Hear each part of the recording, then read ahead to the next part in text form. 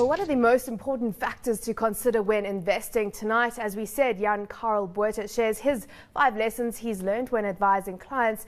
Welcome to you all, Jan-Carl. Good to have you back with us on the WealthQuest desk.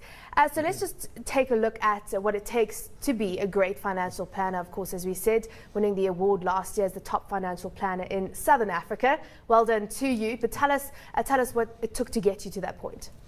Well, I think a financial planner, first and foremost, needs to be a good all-rounder. And by that I'm saying he needs to know what's happening holistically in the industry. But I think more importantly, he needs to understand clients.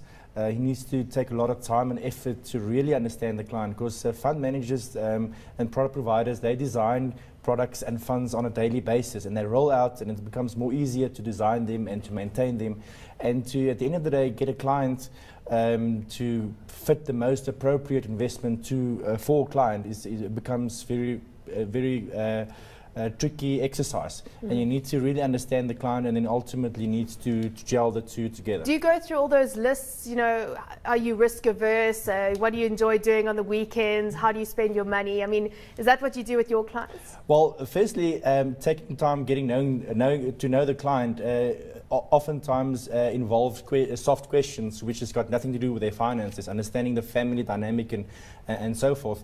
But ultimately, what we like to do is to do due diligence on proper fund managers that we believe their philosophy is aligned to certain pockets of clients that you've got, and to slot those clients into those various solutions and philosophies of fund managers.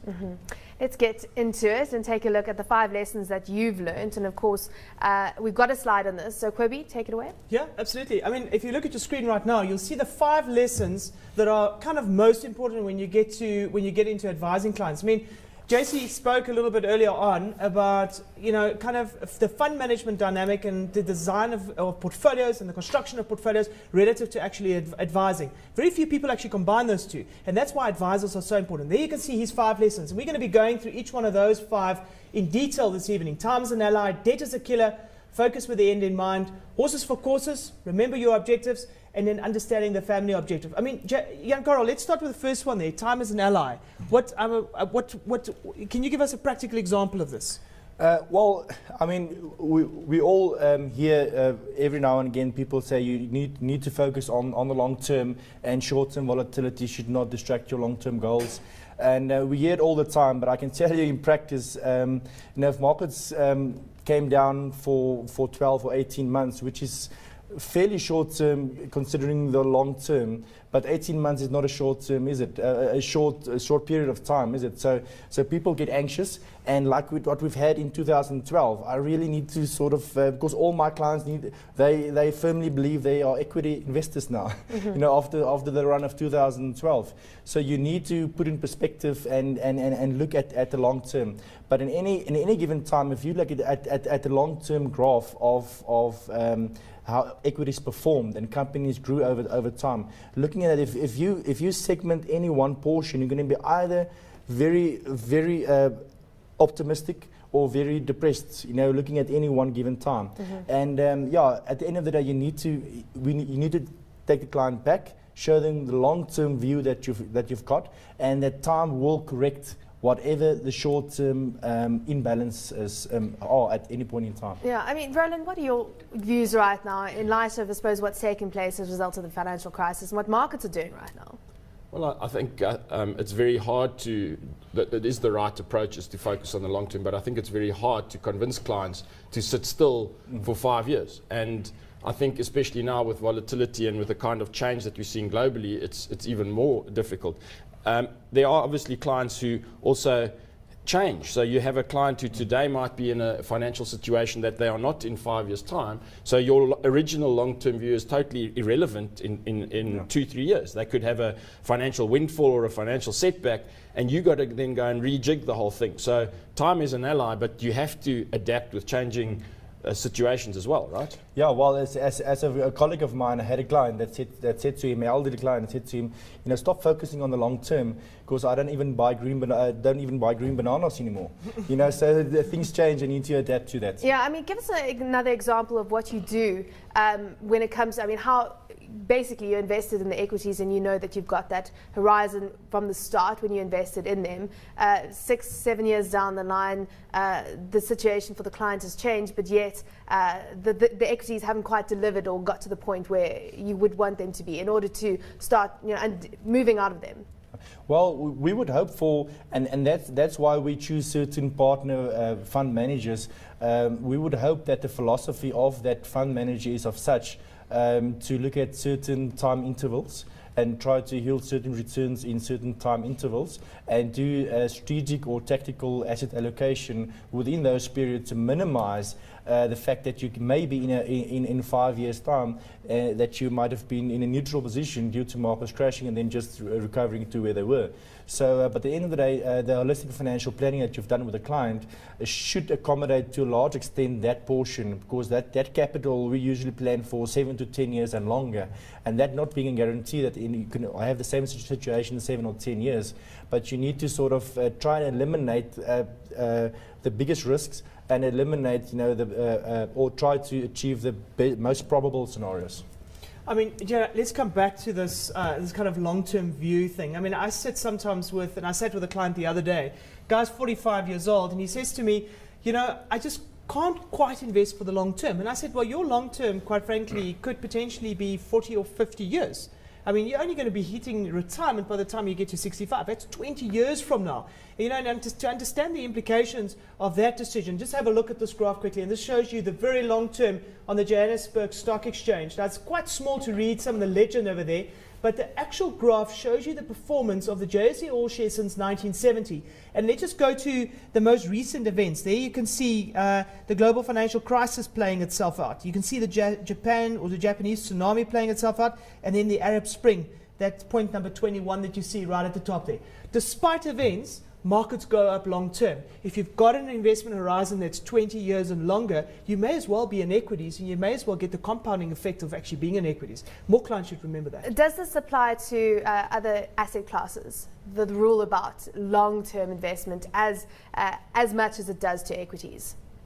Well, I mean, for me, I think firstly, price volatility when it gets to bonds and, say, for instance, property seems to be less than what it is in equities. The problem that we've got at the moment is that we might start changing the rule book slightly because we're sitting with all-time low interest and inflation rates globally at the moment. And at some point when there's a kicker that happens on the other side, you might start seeing price volatility actually picking up for these. Whereas if you use the normal volatility numbers for the last 20 years, you might actually be sorely wrong. And that's why you tread evenly and carefully when it gets to kind of the fixed income space, and I would probably dare say the property space locally as well. Roland, any views on that? Look, I mean, equities have delivered 17% per annum for a long time with a lot of volatility around it. But on average, that's an excellent return if inflation or inflation plus something is a hurdle rate or a required return. And the only way to temper that volatility is to add some other low, less volatile, uncorrelated asset classes. So we just did a study that showed that if you've got 20% in equity, your average return would be 15%. If you've got 70% in equity, your average return is just less than 17%. So no matter what asset allocation you had in South Africa, you had inflation plus a significant outperformance regardless of your skill set. The thing is that going forward now, obviously, if we are in this stuck in this low inflation environment, and low interest rate environment with rising inflation, those asset returns might not be sustainable. But that might be a 5-year effect, and that's where somebody like Jan Karel has to speak to his clients and literally hold their hand. So it sounds to me like you have to listen a lot and you have to hold hands a lot as an advisor. Ultimately, one of the big fund managers did a research about 2 years ago and looking at their equity fund, which is one of the most prominent equity funds in the country, and said that the average holding period for the average investor within their equity fund was less than 3 years. 86% of the investors, the individual investors, held their equity fund for less than 3 years. So very few people actually realize those returns if there's not someone holding their hand. Let's get on to the second point. So the next is, well, time is an ally, debt is a killer. So what does it mean when you've got a heavily indebted client? What do you do then? I mean, how do you take them through that process of getting rid of the debt? What would be your priority focus areas?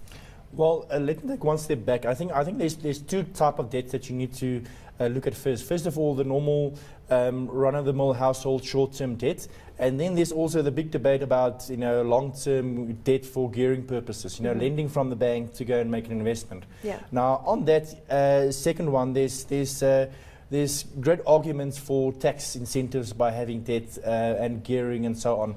But to be honest, I've found very few people that have accumulated a substantial amount of money in their lifetime over-relying on gearing of debt. From a personal perspective. From a personal perspective. So and then looking at short-term debt, I always tell clients, you can't be an investor if you've got short-term debt.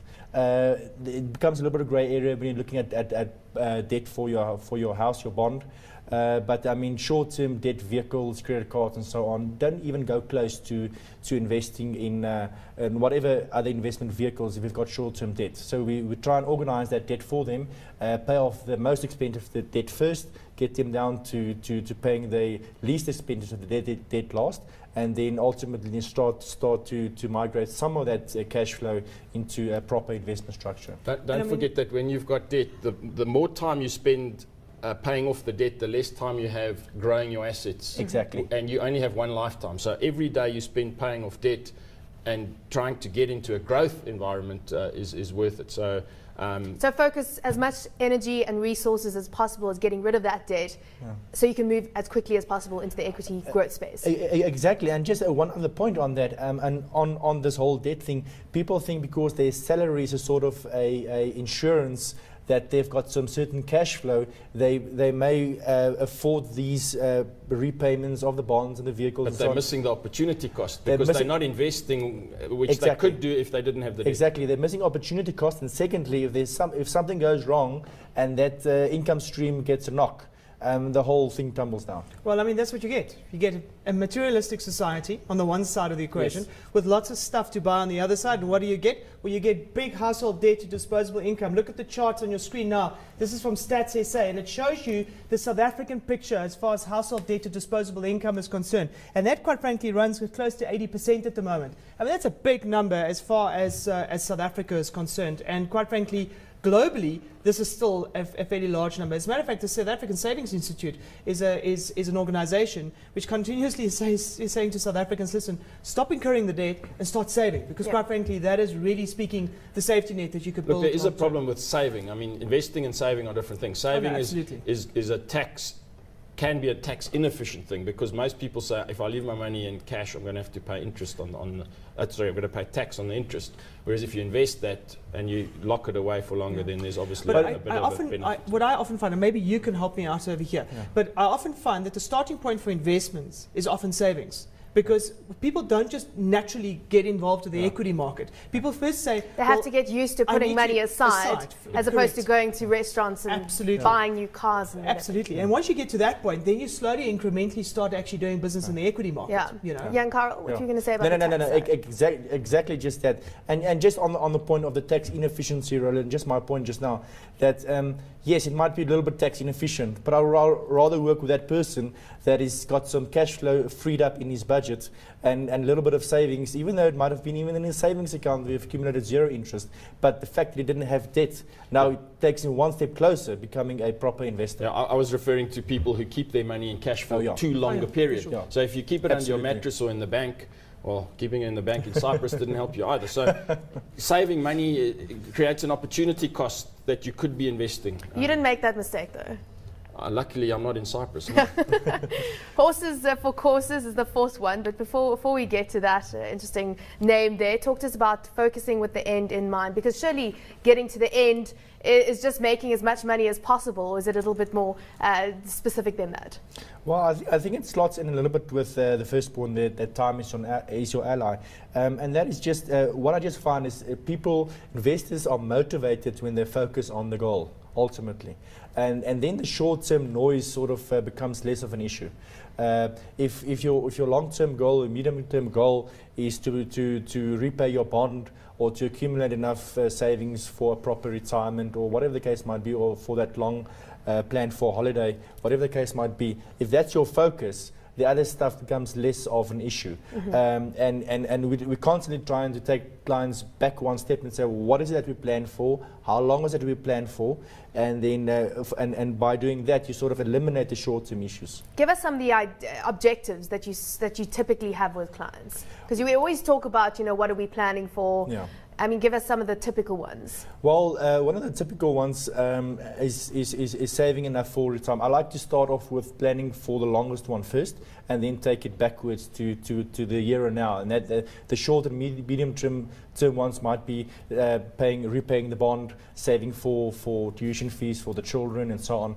And the longer term goals, that would be saving enough for retirement. And then you would have some goals in between there. But ultimately, debt free on the one hand, and long term sustainable investment portfolio.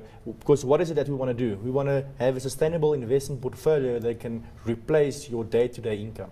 It's ultimately what we work for. You see, I mean, and unfortunately in the market you get kind of two types of people. You get the one type of person who says, look, I need the financial planning, I need to be able to set objectives, and then I need to kind of over time sit and kind of interact with these objectives, and I need to understand how much I need to put away for each one of these objectives, and I need to just let long-term compounding happen. That's a fantastic way of doing it, because you've actually planned around it. The other way is sitting down and saying, well, quite frankly, I just want to make some money, I just want to make returns. And the market is full of those kind of folk who literally put money into trusts, and if things work out, fantastic, and if they don't, they clip from one trust into the next trust, and so forth and so forth. And that's probably more disastrous for capital than anything else. Let's go to horses for courses, because I suppose that's where you come in. You continue to remind your clients, as we were saying, taking you a step back and saying, what are we trying to achieve? Yeah, and I think one of the biggest mistakes is that clients, especially when markets are volatile and certain asset classes outperform other asset classes. If you look at, let's say, a holiday home, the purpose for that holiday home is to provide you with a certain type of lifestyle.